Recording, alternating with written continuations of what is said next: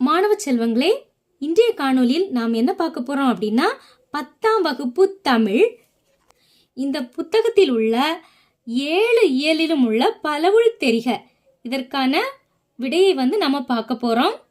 தமிழ் இயல் 1ல் உள்ள திறன் அறிவோம்.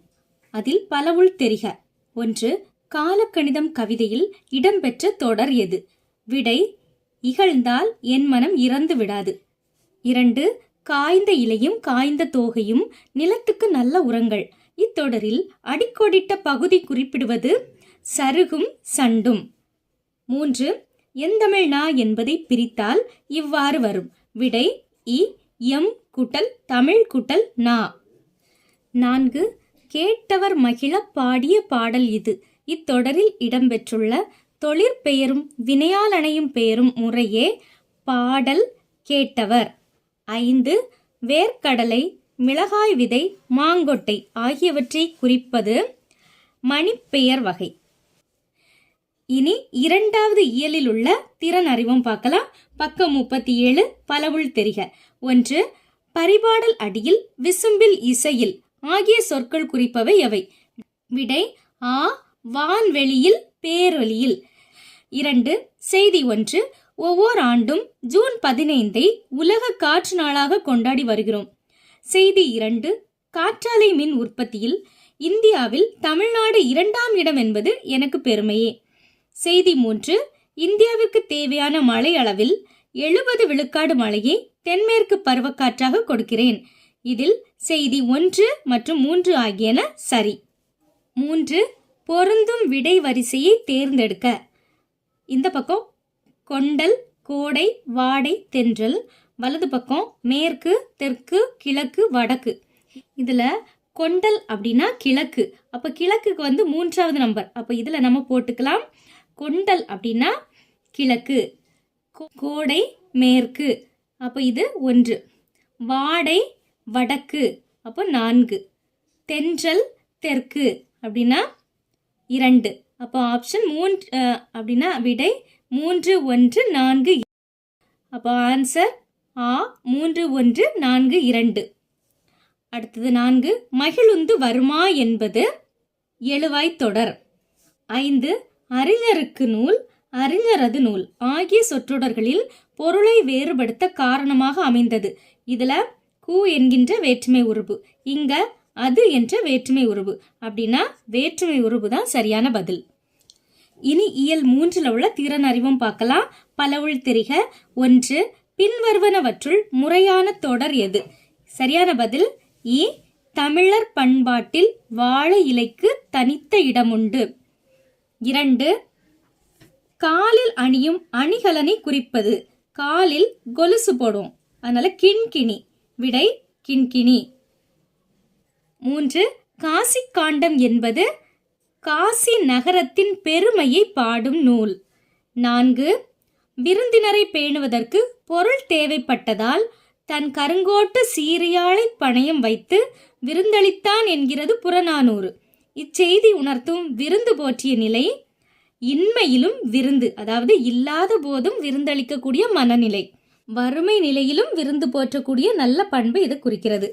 அடுத்தது 5. நன்மொழி என்பது என்னன்னு கேட்டிருக்காங்க. நன்மொழி என்பது பண்பு தொகை. இதை எப்படி பிரிக்கலாம் அப்படின்னா நன்மை கூட்டல் மொழி. மை விகுதி வந்தாலே நாம பண்பு தொகை அப்படின்னு போட்டுடலாம். இனி இயல் 4ல் உள்ள பலவுள் தெரிக. 1.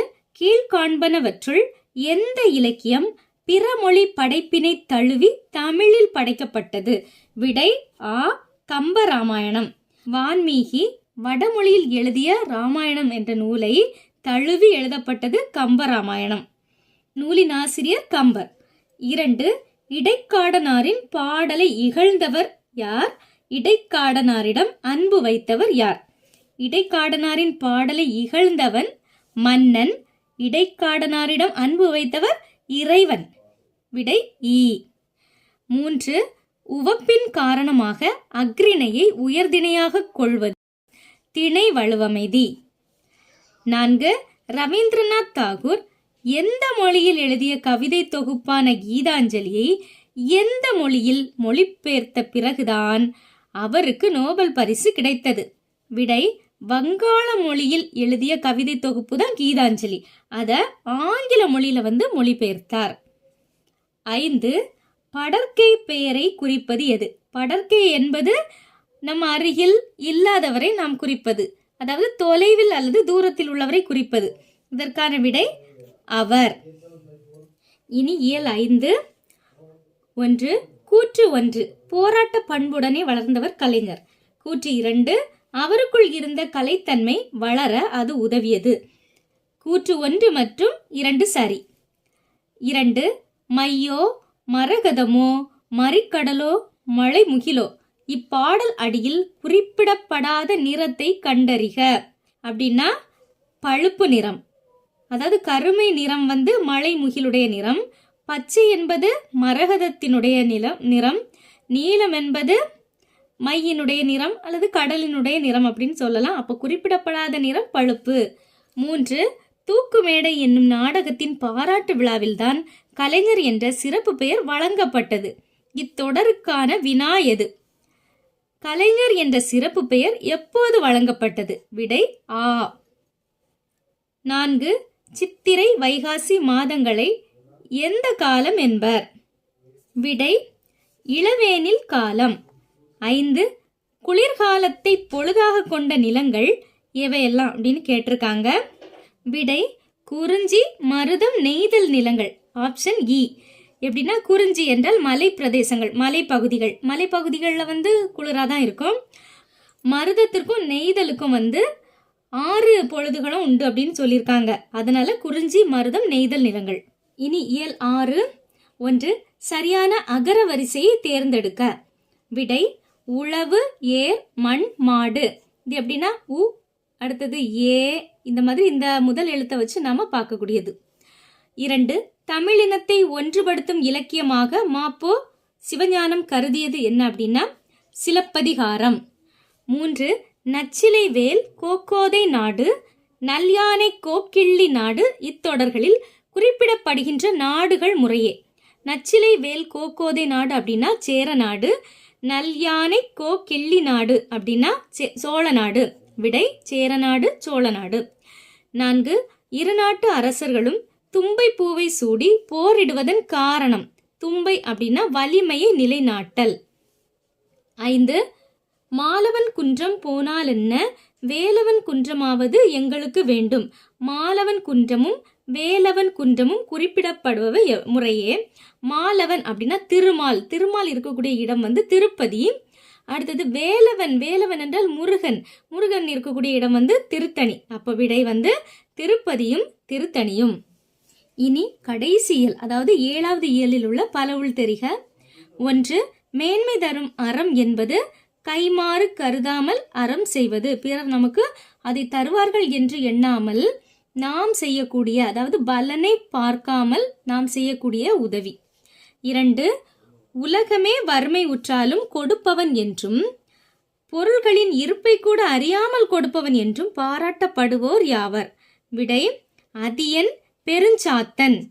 3 வண்ணதாசனுக்கு சாகித்ய அகாடமி விருது பெற்று தந்த நூல் எது? விடை ஒரு சிறு இசை. 4 பூக்கையை குவித்து பூவே புரிவோடு காக்க என்று யார் வேண்டினார்? கருணையன் எலிசபெத்துக்காக. அதாவது கருணையன் தன்னுடைய தாய் எலிசபெத்து இறந்தபோது இந்த மாதிரி சொல்றாரு, வேண்டுறாரு. 5 சிலப்பதிகாரத்திலும் மணிமேகலையிலும் அமைந்த பாவினம் அகவற்பா என்று சொல்லக்கூடிய ஆசிரியப்பா. மாணவ செல்வங்களே, இந்த காணொளி உங்களுக்கு பயனுள்ளதாக அமைந்திருக்கும் என்று நம்புகிறேன். மீண்டும் அடுத்த காணொளியில் சந்திப்போம். நன்றி, வணக்கம்.